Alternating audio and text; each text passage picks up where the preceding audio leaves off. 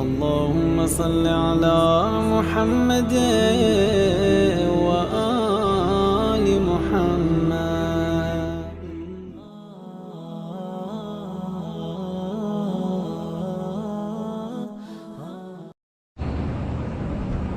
اعوذ باللہ من الشیطان الرجیم. بسم اللہ الرحمن الرحیم.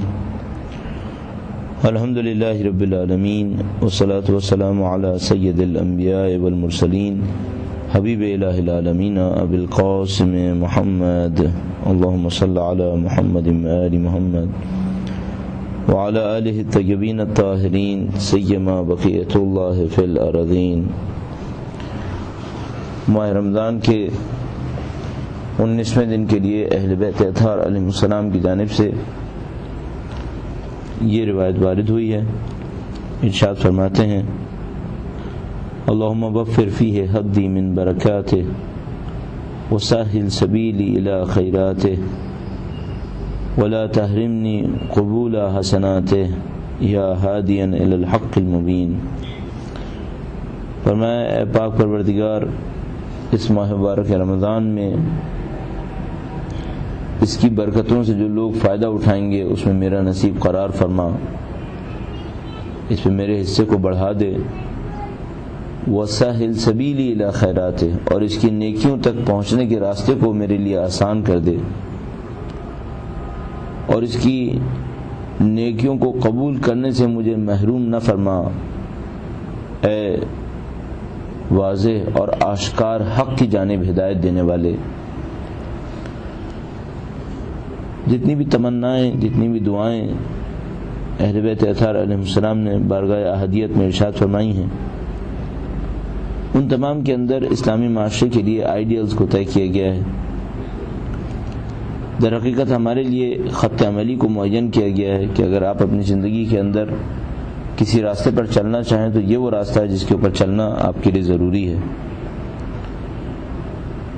اس دعا کے 3 حصوں میں سے پہلے حصے میں ارشاد فرمایا کہ اے پروردگار، ماہ مبارک رمضان کی کچھ برکتیں ہیں، ماہ مبارک رمضان کی کچھ سعادتیں ہیں، اور وہ سعادتیں ایسی ہیں کہ جن کو بندے حاصل کر رہے ہیں.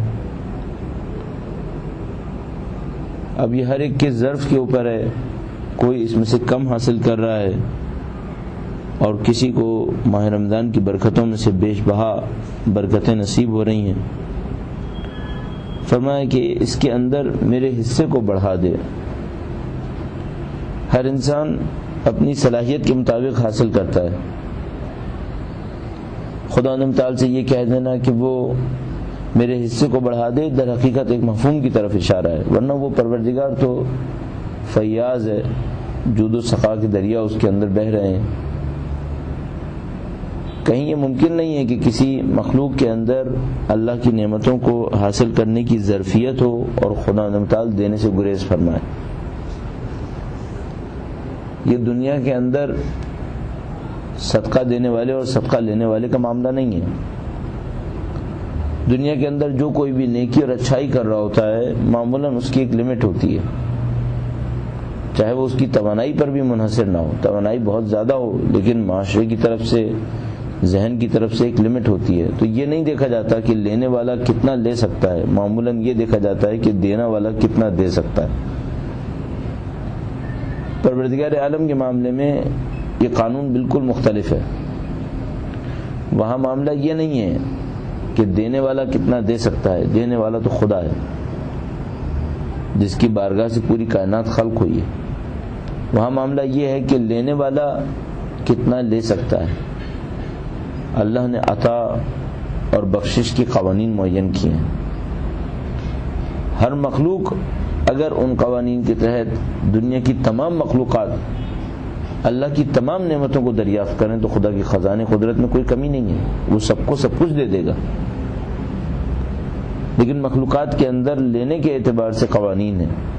ہر ایک کو ثابت کرنا ہوگا کہ وہ مستحق ہے، ہر ایک کو ثابت کرنا ہوگا کہ اس کا حق بنتا ہے کہ اسے دیا جائے. لہذا یہاں پہ دعا ارشاد فرمائی: اللہم وفر فیہ حدی من برکات، اے خدایا اس کی برکتوں میں میرے نصیب کو کامل فرما دے. برکتوں میں جو میرا حصہ ہے اس کو مزید بڑھا دے. وسہل سبیلی الی خیرات، اور اس کی نیکیوں تک پہنچنے کے میرے راستے کو آسان کر دے. آپ اور میں راستے کے آسان ہونے اور مشکل ہونے کو بہت اچھی طرح پہچانتے ہیں. ایک دفعہ ایک ایسی سڑک بنی ہوئی ہے جو بہت ہموار ہے، اسموتھ ہے، اس پر چلنا انتہائی آسان ہے.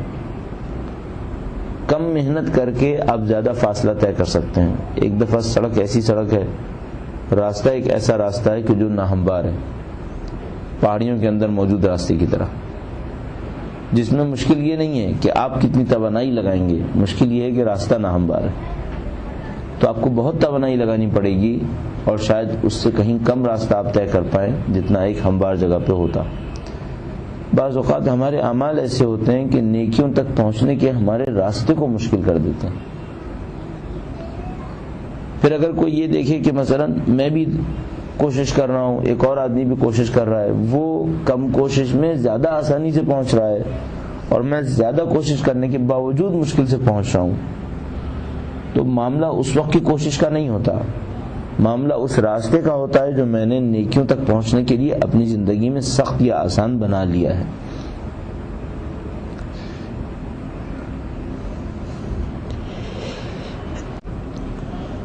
بعض اوقات انسان کے اعمال کے اندر کوئی ایسی مشکل پیش آ جاتی ہے جس کے نتیجے میں حق کی طرف پہنچنا، نیکیوں کی طرف پہنچنا مشکل ہو جاتا ہے. اس وقت کوشش بھی کر رہے ہوتے ہیں، چاہ بھی رہے ہوتے ہیں، لیکن اب دل کے اندر وہ چاہت ہی نہیں رہتی. نیکیوں کو انجام دینے کے لیے اپنی ذات کے اوپر اتنا زیادہ جبر کرنا پڑتا ہے اور دوسرے کو دیکھیں گے نہیں، اسے جبر کی ضرورت نہیں ہے. اب اپنے اندر آنے والی تبدیلیوں کے اوپر اگر غور فرمائیں تو آپ نماز کے معاملے میں ایسا بہت دیکھیں گے. قرآن کریم ارشاد فرماتا ہے وَإِنَّهَا لَكَبِيرَةٌ إِلَّا عَلَى الْخَاشِعِينَ. وہ اس قسم کی آیت کریمہ میں ارشاد فرمایا کہ یہ نماز بہت سخت ہے سوائے ان لوگوں پر جن کے دل اللہ کے سامنے خاشع ہیں. کبھی ایسا ہوتا ہے کہ ہمارے لیے اس نماز میں عشق ہوتا ہے، نماز پڑھنے لگتے ہیں، دل چاہ رہا ہوتا ہے کہ نماز پڑھیں، دل چاہ رہا ہوتا ہے کہ نماز کو قدر طولانی کر دیں، اللہ کے سامنے پہنچنے والے اس وقت کو اور لمبا کر لیں. تو بعض اوقات 2 رکعت نماز پڑھنا مشکل ہو جائے گی. معاملہ یہ نہیں ہوتا کہ اس وقت آپ کتنی کوشش کر رہے ہیں، معاملہ یہ ہے کہ اس سے پہلے جو کچھ انجام پایا ہے اس نے راستے کو آسان کیا ہوا ہے یا مشکل کیا ہوا ہے. یہاں دعا میں ارشاد فرمایا کہ اے خدایا سہل سبیلی الی خیرات، اس ماہ رمضان کی نیکیوں تک پہنچنے کے میرے راستے کو آسان کر دے. اب خدا تو راستے کو مشکل نہیں کرے گا، سب کا سب پلٹے گا میرے اعمال کے اوپر. میں کچھ ایسے اعمال انجام دوں کہ آگے اچھائیوں کو انجام دینا میرے لیے آسان ہو جائے. مثلا خدا نہ کرے، نعوذ باللہ، اگر گناہ کیے ہوئے استغفار کر لے، اگر کسی کا حق ادا کرنا ہے اس حق کو ادا کر دے. مثلا استغفار نہ کرے، جو لوگوں کے حق ادا ہونے ہیں ان کو ادا نہ کیا ہو اور پھر چاہے کہ میرا راستہ آسان ہو جائے. راستہ آسان نہیں ہوگا. لہذا ہم بہت زیادہ تاکید کریں گے کہ آپ اور وہ جو تمام لوگ ماہ رمضان کی برکتوں سے استفادہ کرنا چاہتے ہیں، کچھ ایسا کیجئے کہ زندگی میں غیر خدا کی دخالت کم سے کم پہ پہنچ جائے. بہت مشکل میں سے ایک مشکل ٹیلی ویژن کی بہت بری عادت کا پڑ جانا ہے. ایک طرف سے ہم چاہتے ہیں خدا متعال کی برکتیں نصیب ہوں، دوسری طرف سے عادتیں کچھ ایسی عادتیں بنی ہوئی ہیں کہ ان برکتوں کو حاصل کرنا مشکل ہے.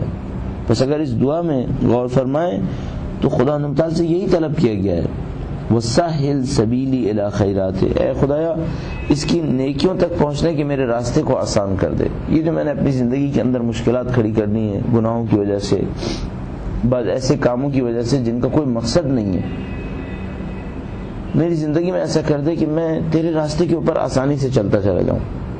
اب اگر خدا نہ کرے آپ کی زندگی میں جبرن کوئی ایسی چیزیں آ رہی ہیں تو خدا سے دعا کیجیے. جیسے کہ بعض اوقات دوست احباب ہم سے کہتے ہیں کہ بھائی ہم تو اچھے بننا چاہتے ہیں لیکن جہاں کام کرتے ہیں وہ ایسی جگہ ہے جہاں پر برائیوں کا امکان بہت زیادہ ہے یا برائیاں اطراف میں بہت زیادہ ہے. خدا سے دعا کیجیے، وہ خدا نمتال رزق پہنچانے والا آپ کو ایسی جگہ سے رزق دے سکتا ہے جہاں پہ آپ کے لیے برائی نہ ہو. کوشش کیجئے، اللہ سے دعا کیجئے، اور یہ دعائیں اسی لیے ہیں۔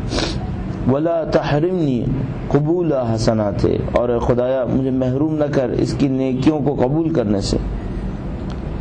یوں لگتا ہے کہ جیسے یہ جو دعا مانگی گئی کہ خدایا اس کے راستے کو میرے لیے آسان کر دے، اس سے ایک سخت جگہ پہ پہنچانے کی کوشش کی جا رہی ہے کہ بعض لوگوں کے لیے تو اچھائیوں تک پہنچنا کامل ہو جاتا ہے، وفر فیہ حظی من برکات، اس کی برکتوں میں میرا نصیب کامل کر دے، تو بعض لوگوں کا تو حصہ کامل ہے۔ وسہل سبیلی الی خیرات، اور اس کے خیرات تک پہنچنے کے لیے میرا راستہ آسان کر دے۔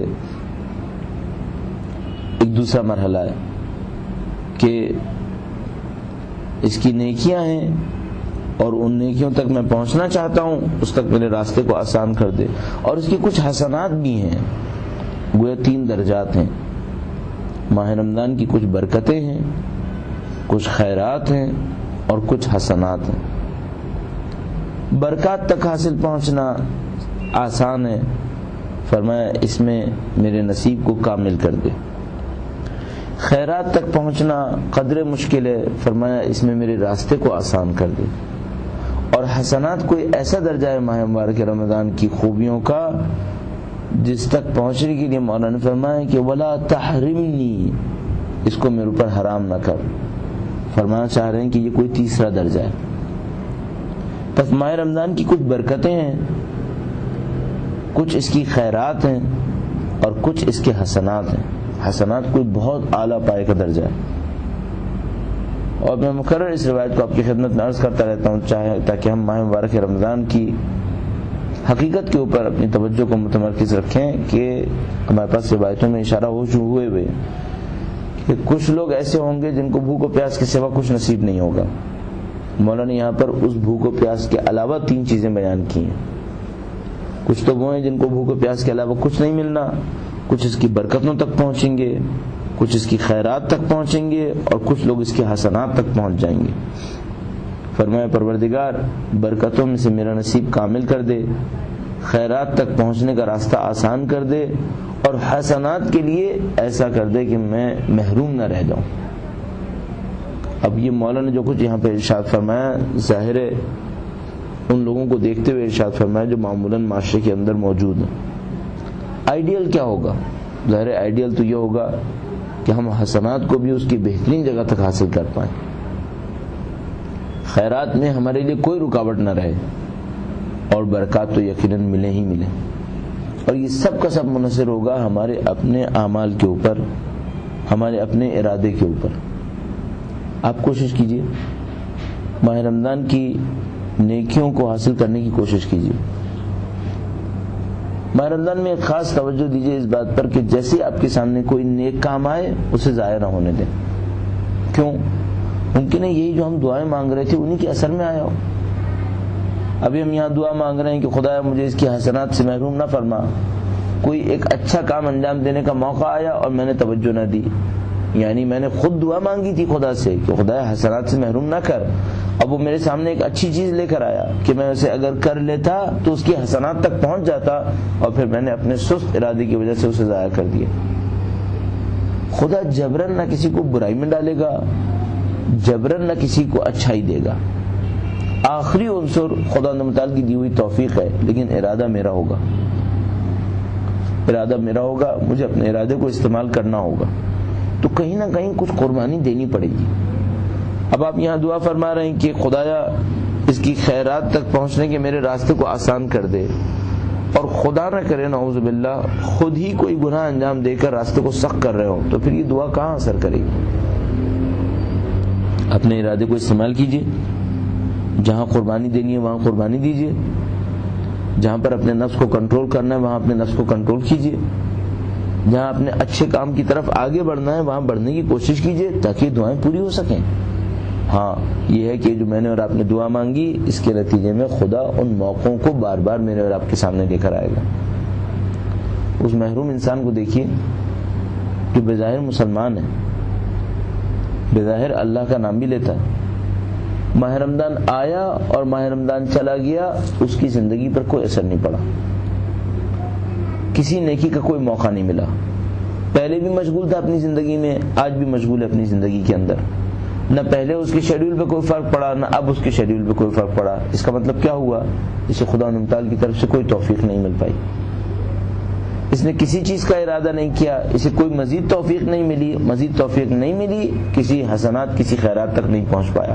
ماہ رمضان گزر گیا، آپ نے دعا کی ہے، خدا آپ کے سامنے مواقع لے کے آئے گا، ان مواقع سے استفادہ کیجیے، اپنے ارادے کو استعمال کیجیے، یہاں شیطان کو شکست نہ دینے دیں۔ اب جب کہ خدا کی طرف سے موقع مل رہے ہوں ان موقعوں کو استعمال کیجیے۔ یا ہادین الی الحق المبین، آخر میں خدا نے متعال کو واسطہ دیا ہے اس کی صفت ہدایت سے، اے وہ جو لوگوں کو واضح اور آشکار کی حق کی سمت ہدایت دے دیتا ہے۔ اب اس میں ایک ظریف نقطہ ہے یہ کہ بعض اوقات انسان کے سامنے حق آشکار ہوتا ہے، اور حق تو ہمیشہ ہی آشکار ہے، حق مبین ہے، لیکن اس کے باوجود اس کا راستہ بند رہ جاتا ہے۔ خدا متعال کی ہدایت آشکار ہے، واضح ہے، اللہ کی نشانیاں پوری کائنات میں پھیلی ہوئی ہیں، دیکھنے والوں کے لیے کوئی کمی نہیں ہے، لیکن اس کے باوجود نہیں پہنچ پا رہے۔ یہاں پہ ہم دعا کرتے ہیں کہ پروردگار اس حق کے مبین تک پہنچنے میں ہماری ہدایت فرما۔ ہمارے گناہ اور ہماری تقصیرات اگر ہمارے راستے میں رکاوٹ بن رہے ہیں پاک پروردگار، تو ان رکاوٹوں کو ہمارے راستے سے استغفار کے ذریعے سے جو ہم کریں گے اور مغفرت کے ذریعے سے جو تو نازل فرمائے گا ہمارے راستے کو آسان کر دے۔ ماہ رمضان کی بیش بہا برکات، خیرات اور حسنات جو تو نے اپنے بندوں کے لیے رکھی ہیں پاک پروردگار، اس قلیل کو قبول کرتے ہوئے ہمیں ان کثیر خیرات کو حاصل کرنے کی توفیق عنایت فرما دے۔ ربنا تقبل منا انك انت السميع العليم برحمتك يا ارحم الراحمين۔ اللهم صل على محمد وآل